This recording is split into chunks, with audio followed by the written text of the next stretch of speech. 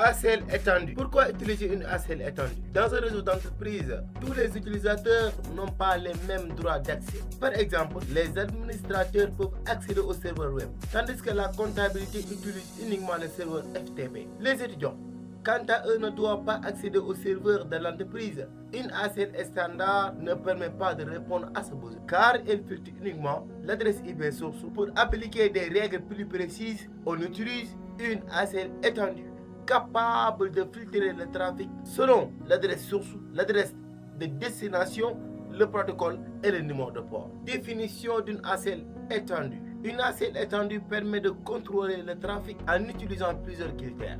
Elle peut vérifier l'adresse IP source, l'adresse IP de destination, le protocole utilisé comme TCP, UDP ou ICMP, ainsi que le numéro de port, par exemple HTTP, HTTPS ou FTP. Grâce à ce niveau de précision, l'administrateur peut appliquer des règles de sécurité adaptées aux besoins de ce service de l'entreprise.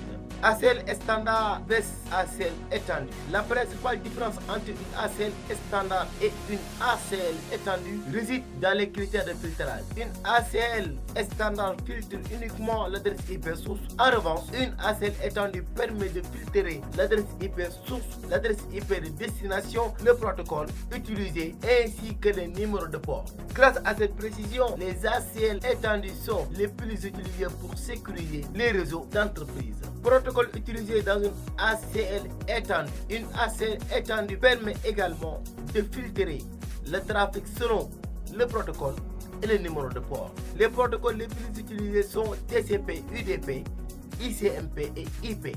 Les ports permettent d'identifier les services réseau, par exemple le port 80 pour HTTP, le port 443 pour HTTPS, le port 21 pour FTP, le port 22 pour SSH et le port 53 pour DNS. Grâce à ces informations, l'administrateur peut utiliser ou bloquer uniquement les services nécessaires tout en renforçant la sécurité du réseau.